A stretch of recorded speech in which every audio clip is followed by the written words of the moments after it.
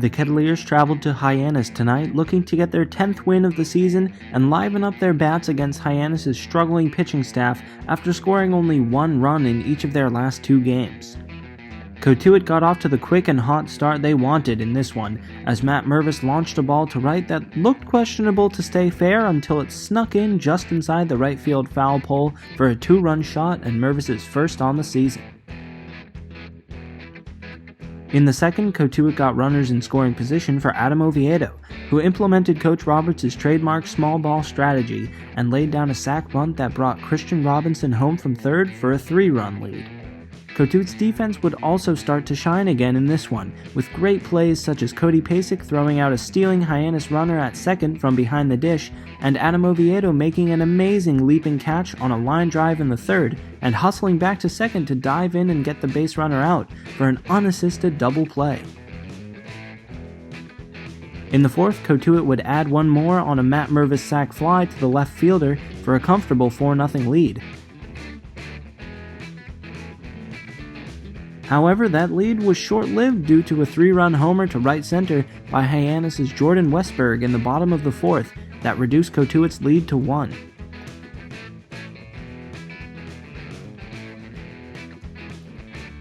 Parker Chavers, on the other hand, decided he didn't want this game to be a nail-biter like Cotuit's last matchup against Hyannis, so he put one deep to right field as well for a solo bomb and a loud retort against Hyannis. Cotuit would not let up either, scoring another in the fifth on a Casey Schmidt single up the middle to make it 6-3. Cotuit continued to separate themselves from Hyannis. In the sixth, Aubrey Major doubled to score Nick Gonzalez and Cam Hill. 2 batters later, Christian Robinson singled to score Major and make it 9-3 Cotuit.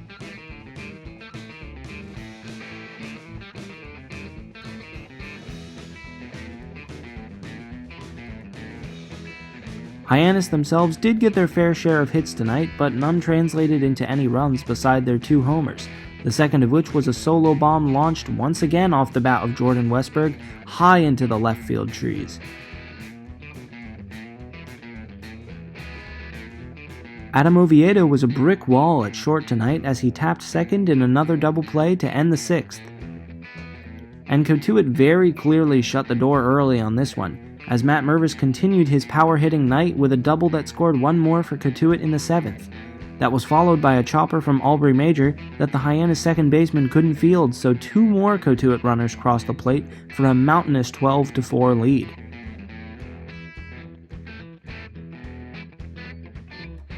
And the Kettleers continued to put on a clinic in the seventh, the 4th consecutive inning in which they scored, adding one more on a Robinson single.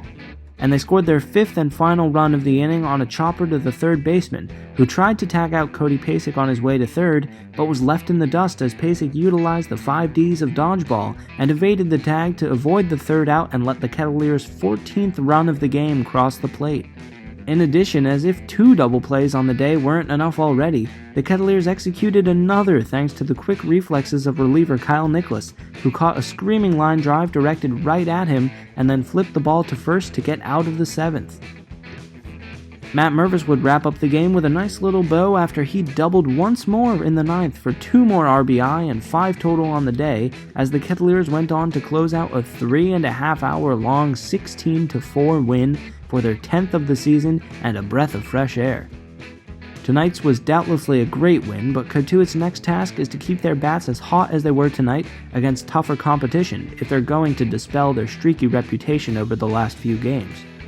The Kettleers will return to Lowell Park tomorrow night to face the Chatham Anglers, looking to further the momentum they garnered tonight.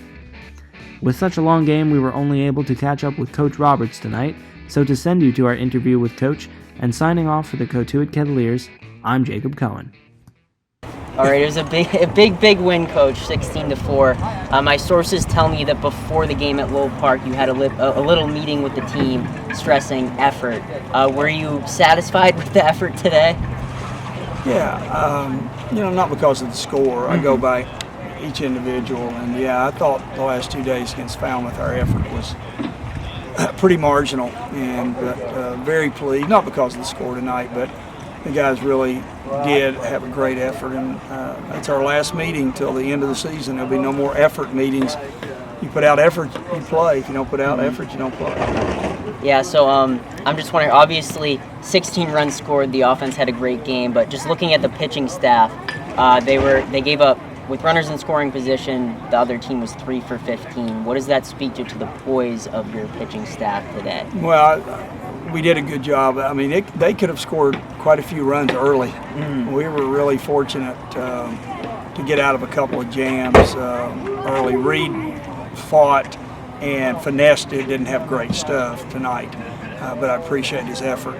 But we were fortunate, and we got out of some jams, and then we were able to get the bats going a little bit. And I know Chad, the head coach at Hyannis, like all of us right now, as we go through this stretch of day after day after day after day with no days off, all of us are really worried about pitching a great deal, and whether or not we can all make it. So, I hope that we don't run into any nights where we're on the back end of something like this, but it could happen just because of lack of pitching for all 10 teams.